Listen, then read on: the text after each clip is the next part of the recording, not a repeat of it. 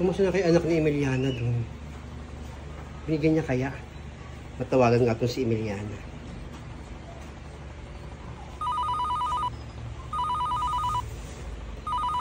Ako hindi sinasagot. Emiliana, sagutin mo. Para malaman mo kung anong sitwasyon ng anak mo doon. Ano ka, Emiliana?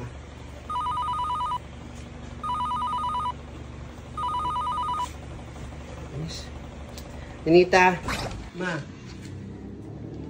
Ano itong phone? Punta ako doon kay Negram, gabayad ako ng utang natin para makaulit tayo. Sige po, maingat po kayo. Emiliana talaga.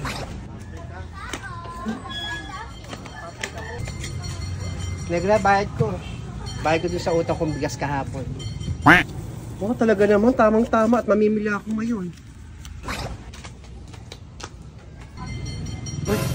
Si Emiliana. Ha?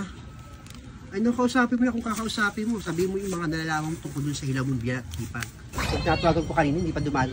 Hindi sinasagot yung tawag ko. Ito mukhang paparating siya. O, nena. Oh, Emiliana, kamusta ka na? Saan ka pupunta? Punta akong palengke bilang ulam. Kung tinapadaan ka, tatawin ko sana yung ano eh. Kamusta? Nakuha ba yung anak mo ng hilaw nating biyanan? Okay naman. Pinasama ko dun sa lola niya. Ba't mo pinasama yung pangalawa mo? Eh bakit hindi? Eh apo naman niya yan. Lola naman niya yan. Ay naku, ng guardian si Ninita, gagawin katulong lang yung anak mo. Sinasabi ko sa'yo. Alam mo na yan, hindi ako naniwas sa mga pagsasabi mo. Nagbago na yung biyanan natin. Hindi mo baka alam kahapon? Pumunta yan yung biyanan natin doon sa bahay namin. Nagdala ng grocery worth 15,000. Maniwala ka sa akin. Noong nakaraan, kinuha nila si Ninita at sabi papasya daw kung saan-saan. Papasya ng Boracay, Mindoro, Bohol, lahat ng mga magandang spot sa Pilipinas, pero hindi natuloy. Ay, yung ginawa ng katulong yung anak ko, tagapagbantay ng kanilang tindahan. Hindi na ako naniniwala sa Nena. Ano? Gagawin katulong. Ay, yung anak mo kasi medyo tamad din sa bahay. Kasi tuturuan mag-linis-linis ng bahay. At saka yung anak ko pag-aaralan sa FEU Alabang.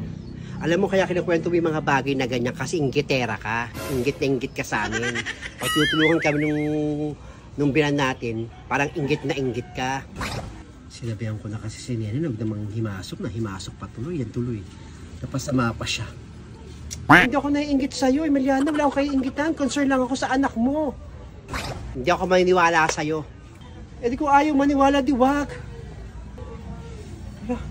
Hindi naman sinabi ba ako masama? Eh, wala ka namang sinabing masama, Nena, kaya hayaan mo na. Karamdaman ko medyo inggit ka, no? Inggitera ka kasi.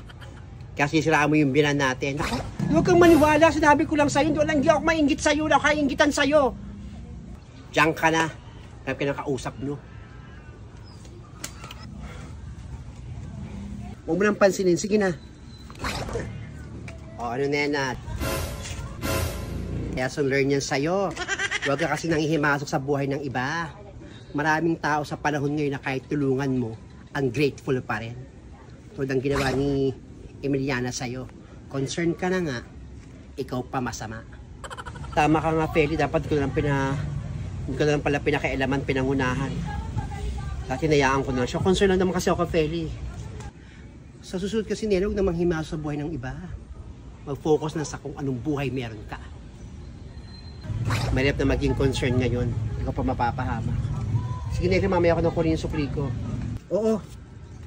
Beka mo na yung sukli. Salamat, Feli. Pasensya na. Real talk lang. Grabe si Emiliana, concern lang.